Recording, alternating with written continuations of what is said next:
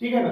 तो क्या देखते हैं कि इट वाज यानी cell was discovered by Robert Hooke in the year 1665 with the help of self designed microscope, है ना। यानी देखोगे कि सेल की डिस्कवरी किसने की थी, तो रॉबर्ट हुक साहब ने की थी।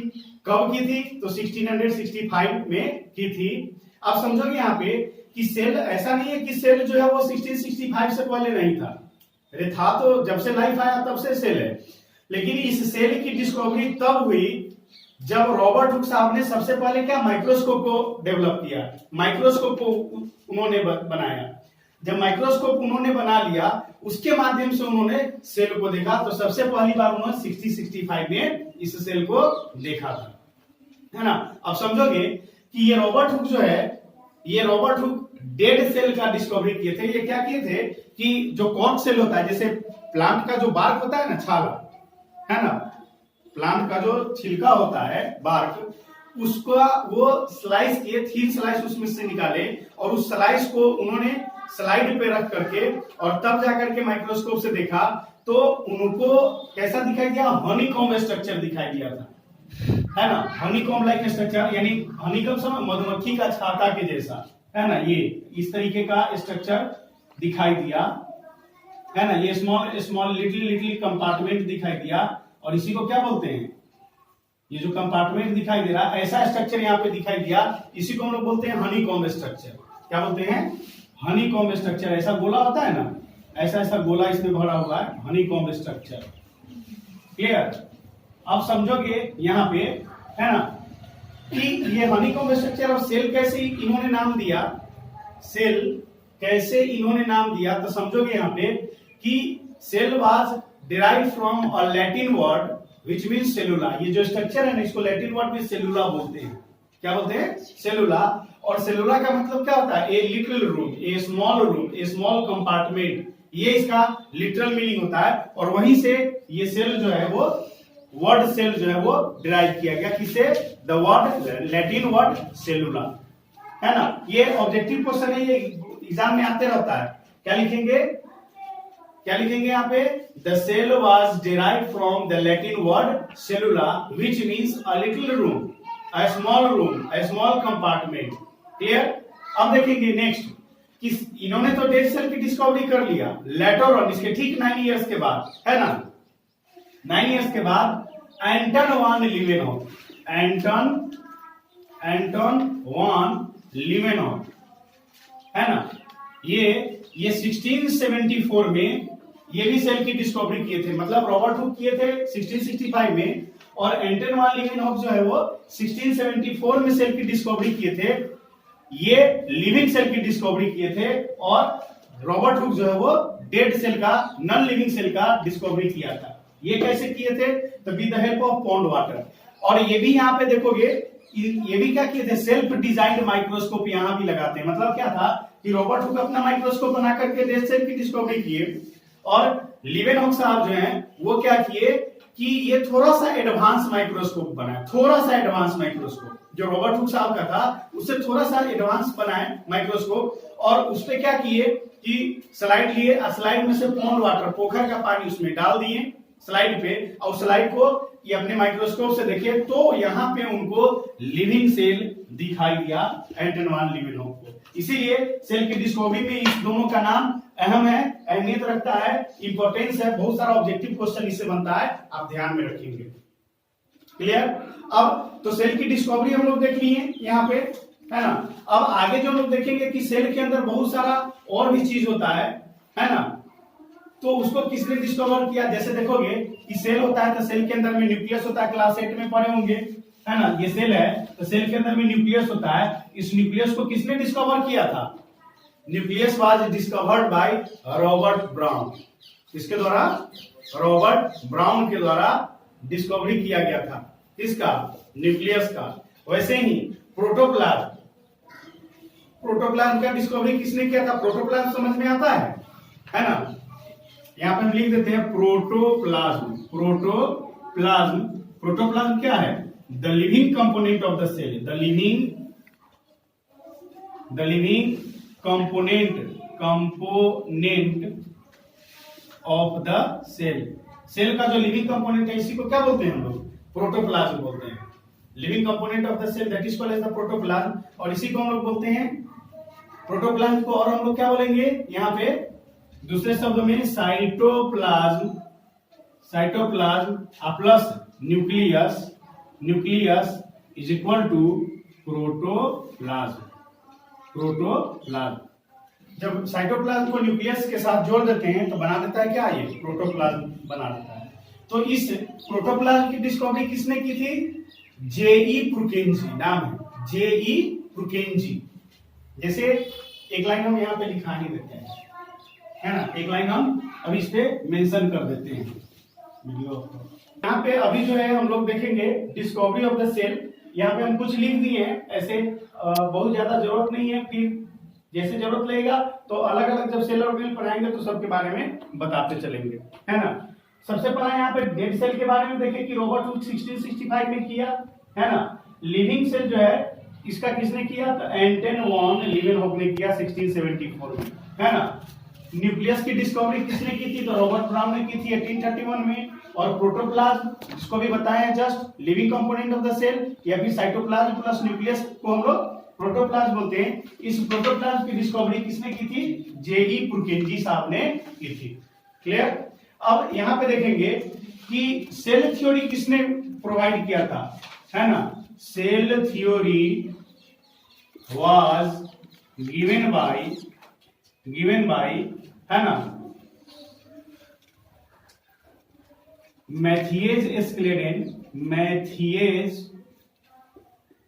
एस्क्लेडेन एंड थियोडर स्क्वान, है ना। ये दो साइंटिस्ट है ना। एक जूलॉजिस्ट है, एक जर्मन बोटनिस्ट है, दूसरा जर्मन जूलॉजिस्ट है ना। तो देखोगे ये दोनों मिल करके जो है जर्मन बोटनिस्ट हैं और दूसरा है जूलॉजिस्ट। देखोगे क्या, जॉन मैथियस एस्क्लेडेन पूरा नाम है, मैथियस एस्क्लेडेन जो लिखे हैं ये क्या है, जेकॉब मैथियस एस्क्लेडेन, है ना। ये जर्मन बोटनिस्ट है।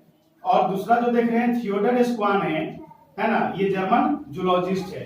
तो एक जो देख रहे हैं बोटनिस्ट है, दूसरा जूलॉजिस्ट है। ये इन द ईयर 1838 एंड 1839 में ये दोनों अलग अलग अपना जो है ये थ्योरी दिए थे, और उस थ्योरी को ही हम लोग बोलते हैं सेल थ्योरी। तो this cell theory was given by Matthias Schleiden and Theodor Schwann. अब देखोगे कि इस सेल थ्योरी को रीमोडिफाई जो किया, मतलब जो ये मॉडिफिकेशन जो थोड़ा बहुत कमी ज्यादा जो था उसको किसने किया, है ना। तो यहाँ पे लिखेंगे सेल थ्योरी वाज रीमोडिफाइड बाय आर्विर्चो, है ना, रडल्फ विर्चो इसको बोलते हैं, है ना। तो इस तरीके से हम लोग देखें। अब देखोगे यहाँ पे कि सेल थ्योरी के बारे में हम लोग देखेंगे, ठीक है ना। सेल थ्योरी के बारे में देखेंगे कि आखिर सेल थ्योरी क्या कहता है ना। ये सारा हम लोग देखे, डिस्कवरी को देखे। अब सेल थ्योरी के बारे में देखेंगे तो सेल थ्योरी क्या कहता है। सेल थ्योरी में 4 पॉइंट्स है जो याद रखना है ना। जिसमें सबसे पहला जो है कि जितने भी ऑर्गेनिज्म हैं, सबसे पहला जो है सेल थ्योरी का है ना, पहला जो है कि all the organism is made up of cell, है ना। All the organism are composed of cell and cell products, है ना। तो लिखेंगे यहाँ पे all organisms are composed of cell and cell theory, cell components, है ना। सेल और सेल कंपोनेंट से सारे के सारे ऑर्गेनिज्म बने हुए हैं। दूसरा जो बोला है कि जितने भी मेटाबॉलिक रिएक्शंस होते हैं, these all metabolic reactions are performed in the cell, है ना। मेटाबॉलिक रिएक्शंस मतलब क्या, डाइजेशन, रेस्पिरेशन, सर्कुलेशन, ट्रांसपोर्टेशन, ये सारे के सारे जो एक्टिविटीज होते हैं, है ना, वो किसके द्वारा होते हैं, सेल के द्वारा होते हैं। तो जितने भी मेटाबॉलिक रिएक्शंस होते हैं, सेकेंड में लिखेंगे ऑल मेटाबॉलिक रिएक्शंस आर, है ना, परफॉर्म्ड इन सेल में सारे के सारे मेटाबॉलिक रिएक्शंस परफॉर्म होते हैं, है ना। अब देखोगे तीसरा जो है कि all cell arise from pre-existing cell। तीसरा, all cell arise from pre-existing cell, यानी जितने भी सेल हैं वो कहीं ना कहीं क्या है, पहले वाले सेल से ही राइज किया। अरे कोई पहला सेल था, उसी से नया सेल का एडिशन हुआ है। जैसे हम लोग देखते हैं कि एक ह्यूमन एग्जांपल के माध्यम से, ह्यूमन के ही एग्जांपल के माध्यम से बता रहे हैं कि एक ही सेल न था हमारे, जब हम लोग बर्थ लिए थे तो एक सेल था क्या, जाइगोट, है ना। और उसी जाइगोट से क्या है, मोर देन 200 टाइप्स के सेल हमारे बॉडी में डेवलप किए, है ना। तो क्या है कि कहीं ना कहीं सेल पहले से प्री एग्जिस्ट कर रहा था। वो जाइगोट जो बना वो क्या था, हैप्लॉइड गेमेट्स से बना, जो maternal parents and paternal parents mummy papa से आए। वो मम्मी पापा जो है, जो गेमेट्स आया तो वो मम्मी पापा के माध्यम से आया, तो वो भी सेल के बने हुए। फिर मम्मी पापा भी कभी जाइगोट रहे होंगे, फिर उसके ऊपर जाते हैं। कहने का मतलब क्या है कि जितने भी सेल हैं, the all cell arise from pre existing cell. ये सारे के सारे जो है वो क्या है, सेल जो एराइज करते हैं वो किससे करते हैं, तो प्री एग्जिस्टिंग सेल से एराइज करता है। और चौथा जो पॉइंट यहाँ पे देखना है कि every organism start its life as a single cell, है ना। चौथा जो हम लोग देखते हैं कि all life starts from a single cell, है ना। जितने भी लाइफ स्टार्ट हो रहे हैं वो किससे स्टार्ट हो रहे हैं, सिंगल सेल से स्टार्ट होते हैं। जैसे हम ही लोग अरे भी मल्टी सेलुलर हैं and more than 60 millions of cell present inside our body, but all these cells are started from the single zygote से ही स्टार्ट हुआ है। तो जितने भी देख रहे हो ये सारे सिंगल सेल से अराइज किए हैं। बात समझ में आ रहा है। तो इस तरीके से ये 4 पोस्टुलेट्स है जो सेल थ्योरी के नाम से जाना जाता है, और एक्चुअल में यही सारा सेल थ्योरी है भी यही सारा। अब आगे जाएंगे तो हायर क्लासेस में और इसमें जुड़ेगा। अब ये सेल को हम लोग जो देखते हैं वो कैसे देखते हैं, है ना। अब ये चीज देखना है कि how we are going to observe cell. तो सेल को कैसे देखते हैं, सेल इज ऑब्जर्व्ड या visible with the help of a device, and the name of the device is microscope. The name of the device is microscope. Microscope वह device है जिसके माध्यम से हम किसी भी सेल या सेल के स्ट्रक्चर को देखते हैं। तो माइक्रोस्कोप का भी टाइप है ना, 3 टाइप का माइक्रोस्कोप होता है, लाइट माइक्रोस्कोप, कंपाउंड माइक्रोस्कोप और इलेक्ट्रॉन माइक्रोस्कोप, है ना। माइक्रोस्कोप का टाइप है कौन कौन, लाइट माइक्रोस्कोप, है ना। उसके बाद दूसरा क्या है, कंपाउंड माइक्रोस्कोप, और तीसरा क्या है, इलेक्ट्रॉन माइक्रोस्कोप। तो तीनों के माध्यम से देखते हैं। अब होता क्या है कि लाइट माइक्रोस्कोप जो होता है उसमें सिंगल लेंस लगा हुआ होता है। जैसे देखोगे माइक्रोस्कोप जब देखोगे तो एक ऊपर में लेंस लगा हुआ होता है ना, दूसरा नीचे में लगा होता है। लाइट माइक्रोस्कोप में क्या होता है, नीचे वाला कुछ पावर का ग्लास वगैरह लगा हुआ होता है, लेंस जो चेंज करना होता है ना वो ऊपर में हम लोग चेंज करते हैं, है ना। वो सिंपल, उसमें एक ही लेंस काम करता है। लाइट माइक्रोस्कोप में एक ही लेंस के माध्यम से हम लोग देखते हैं किसी भी ऑब्जेक्ट को। और कंपाउंड माइक्रोस्कोप में क्या होता है, 2 लेंस लगा हुआ था, एक आईपीस और दूसरा ऑब्जेक्टिव। यानी जो आंख के पास रहता है लेंस उसको आईपीस बोलते हैं, और जो ऑब्जेक्ट के पास होता है उसको हम लोग ऑब्जेक्टिव बोलते हैं। तो वो कंपाउंड माइक्रोस्कोप हुआ। और तीसरा होता है इलेक्ट्रॉन माइक्रोस्कोप। इलेक्ट्रॉन माइक्रोस्कोप वो इलेक्ट्रिसिटी के हेल्प से चलता है, इलेक्ट्रिक करंट मिलेगा उसको, तो उस इलेक्ट्रिक करंट की हेल्प से वो माइक्रोस्कोप जो है वो चलता है। यहां तक समझ में आया। तो अभी जो देखते हो जो ब्लड टेस्ट वगैरह होता है, बोलता है आरबीसी काउंट इतना है, डब्ल्यूबीसी इतना है, प्लेटलेट्स इतना है ना, हेमोग्लोबिन इतना है, थ्रोम्बोसाइट्स इतना है, ल्यूकोसाइट्स इतना है, क्या क्या सब सारा चीज देखते हो ना ब्लड टेस्ट के रिपोर्ट में। तो वो कैसे डिटेक्ट करके बताता है, यही इलेक्ट्रॉन माइक्रोस्कोप के मदद से वो बताता है कि ये है, वो है, ऐसे है, वैसे है ना। अब ये क्लास 9 में एक एक्टिविटी के तौर पे तुमको पढ़ने के लिए मिलेगा, क्या है ना, एक्टिविटी के तौर पे कि सेल को माइक्रोस्कोप के माध्यम से देखना है, ओनियन पील या फिर चिक सेल, ओनियन पील या फिर चिक सेल, तो देखोगे ना उसको, जब देखोगे सेल का एक एक्टिविटीज करना है, ओनियन पील समझते हो ना, प्याज जो होता है, प्याज का कवर हटा दो और उसका लेयर वाइज है ना, तो लेयर निकाल दो, और लेयर का इनसाइड जो कर्व पार्ट है ना, तो जो कॉनकेव पार्ट है, कॉनकेव पार्ट को जब ये करोगे, थोड़ा सा स्क्रैच करोगे, तो एक पतला सा झिल्ली के जैसा निकलेगा, मेम्ब्रेन के जैसा निकलेगा, उस मेम्ब्रेन को निकालना है, स्लाइड पे उसको रख दो, और प्रोसीड्योर होता है, लैब एक्सपेरिमेंट है ना, सेपरीन सॉल्यूशन उस पे डालो, फिर उसको वॉश करो, है ना, उसको जब स्लाइड पे डाल करके जब देखोगे तो तुमको इस तरीके का स्ट्रक्चर दिखाई देगा, ऐसा ब्रिक के जैसा, दीवार में कैसे ब्रिक होता है ना, ऐसा ऐसा तुमको स्ट्रक्चर उसमें दिखाई देगा, है ना, और कहीं कहीं पे इसमें न्यूक्लियस के जैसा दाग ये स्पॉट के जैसा दिखाई देता है ना। तो ये ओनियन पील से हम लोग कर लेते हैं। दूसरा ह्यूमन चीक से, यानी गाल के अंदर से जब ऐसे रब करोगे ना तो एक लेयर निकलेगा, है ना, उस लेयर को उस पे डाल करके फिर वैसे ही सेपरेट सॉल्यूशंस वगैरह डाल करके आयोडीन सॉल्यूशंस के हेल्प से तुम इस एक्टिविटीज को कर सकते हो अपने लैब एक्सपेरिमेंट में, है ना। तो ये चीज देखें।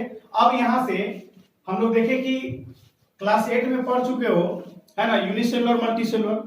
On the basis of number of cells, organism is divided into two main groups, unicellular organism and multicellular organism, है ना। सेल के नंबर के बेसिस पे, on the basis of number of cell, organism is divided into two groups, कौन-कौन, unicellular and multicellular। On the basis of number of cells, है ना, पहला जो होगा यूनिसेलुलर होगा, यूनिसेलुलर, और दूसरा होगा मल्टीसेलुलर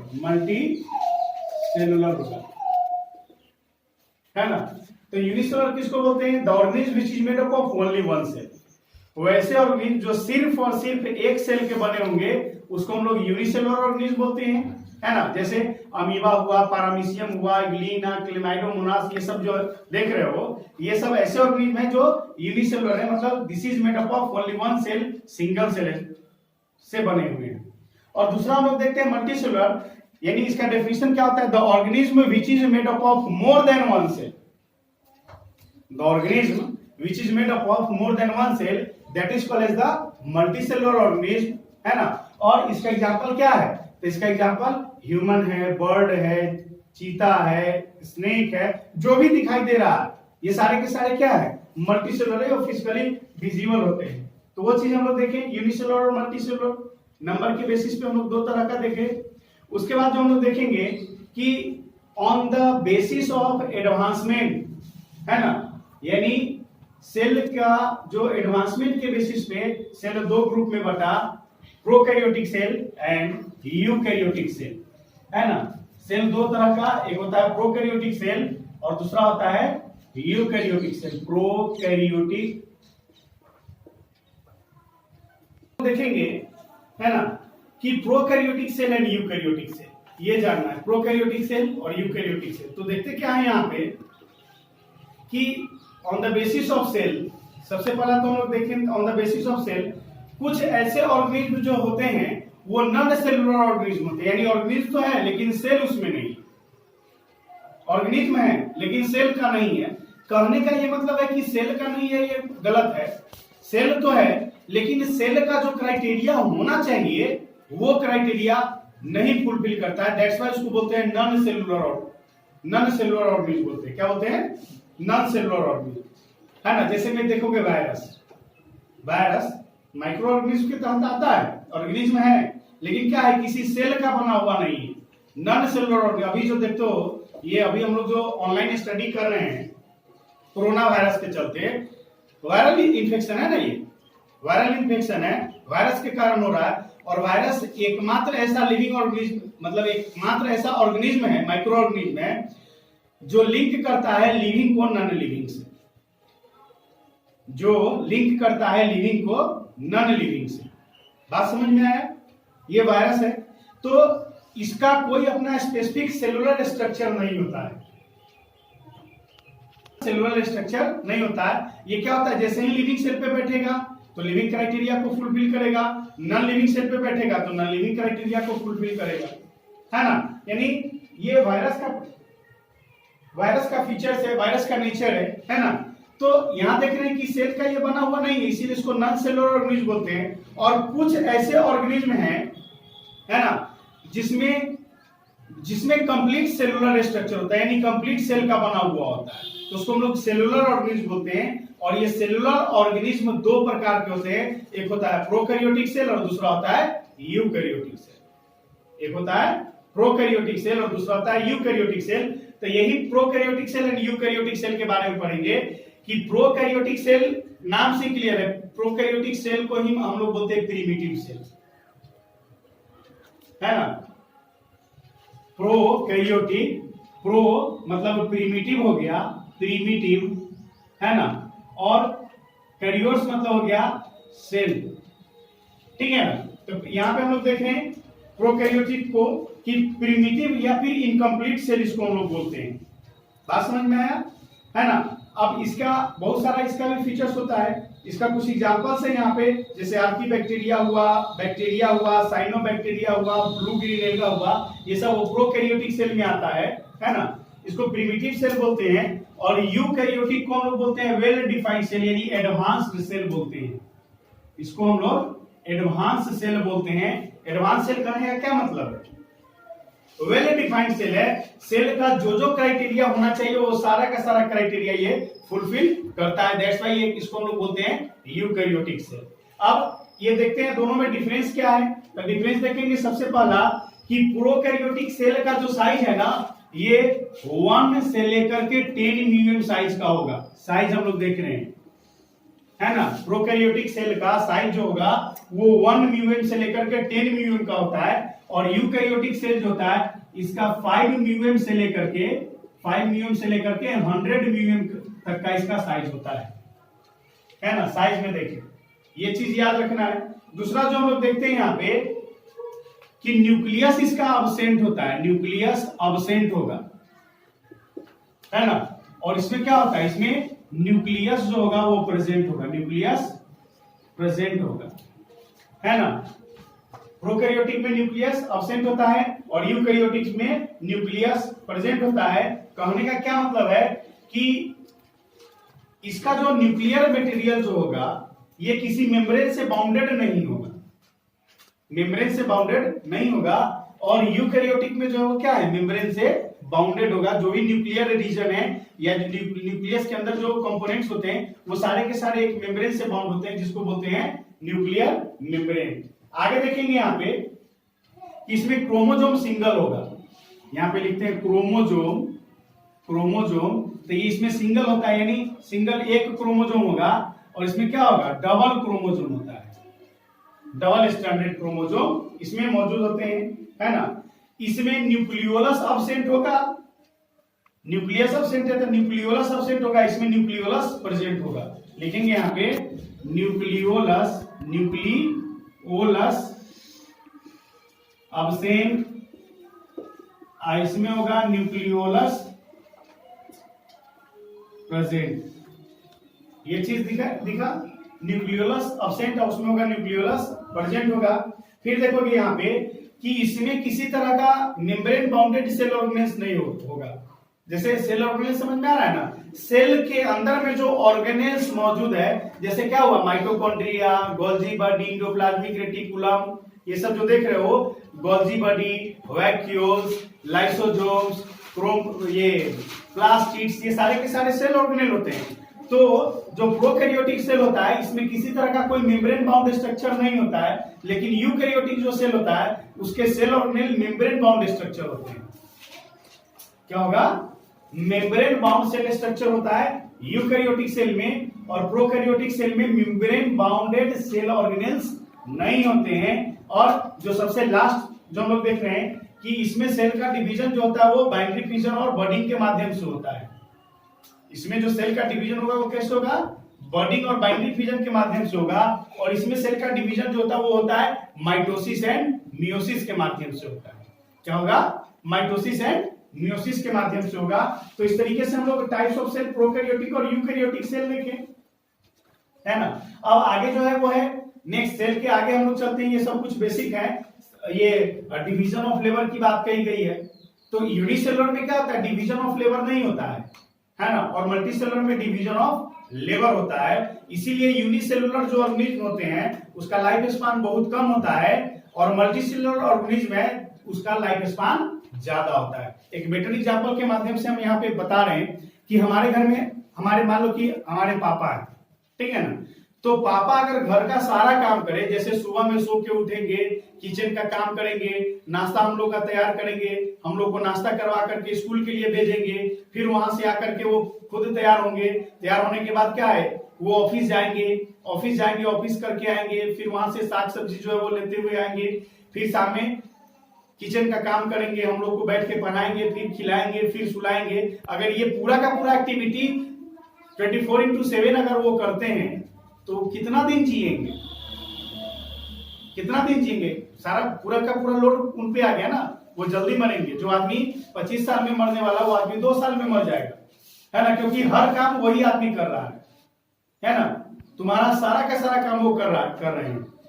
दूसरा केस हम लोग लेते हैं कि एक फैमिली मेंबर, मतलब एक फैमिली है, तो फैमिली में जैसे मान लो कि पापा का काम है ऑफिस जाने का, यानी अर्निंग मेंबर वही है पापा, तो ऑफिस जाएंगे, कमा करके लाएंगे, ऑफिस से पैसा लेकर के आएंगे, है ना, तो उससे घर चलेगा।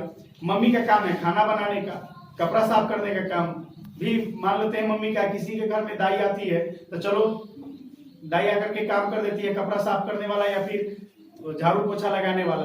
दादाजी का काम है कि झोला लेकर के शाम के समय या सुबह के समय साग सब्जी मार्केट से परचेज करके लेके आए। तो काम क्या हुआ, यहाँ पे डिस्ट्रीब्यूट हो गया ना, हमारा काम है हम अपने पढ़ेंगे, है ना। तो यहाँ पे काम डिस्ट्रीब्यूट हो गया, तो क्या है सब लोग अपना 70 साल 80 साल जो नॉर्मल लाइफ स्पान है वो जीते हैं। वही है डिवीजन ऑफ लेबर।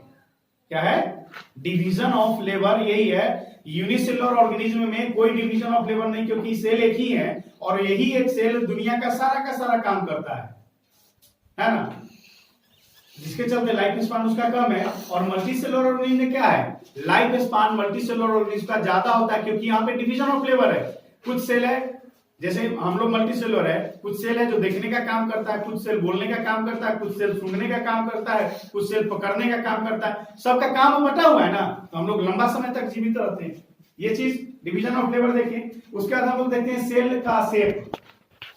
तो जितने तरह के सेल देखते हैं सब तरह के सेल का शेप एक जैसा नहीं होता है ना। कोई सर्कुलर होगा, कोई इरेगुलर होगा, कोई, ये सब जो है अलग अलग तरह के सेल का शेप अलग अलग तरह का होता है। साइज की बात करते हैं तो सेल का साइज भी क्या होता है, डिफरेंट सेल का साइज डिफरेंट होता है। हाँ याद रखोगे, जैसे मान लो कि ह्यूमन में नर्व सेल है ना, और कोई अदर एनिमल में नर्व सेल की बात करते हैं, तो दोनों में जो नर्व सेल है दिखने में एक जैसा होगा, है ना।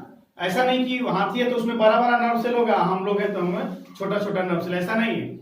नर्व सेल एक ही जैसा होगा, स्ट्रक्चर एक जैसा होगा, उसमें क्या होता है, उसमें नंबर बढ़ जाता है, और हम लोगों में नंबर, यानी लार्ज ऑर्गेनिज्म है तो उसमें लार्जर नंबर होगा सेल का, और जो स्मॉल ऑर्गेनिज्म है उसमें स्मॉलर नंबर होगा सेल का। तो सेल का हम लोग शेप देखें, सेल का साइज भी देखें, ठीक है ना।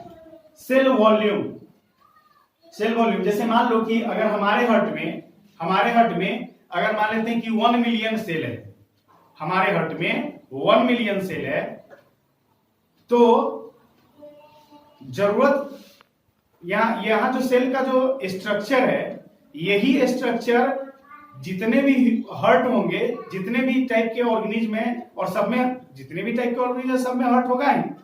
तो जो हर्ट का स्ट्रक्चर यहाँ पे है, यही स्ट्रक्चर उसका वहां पे होगा।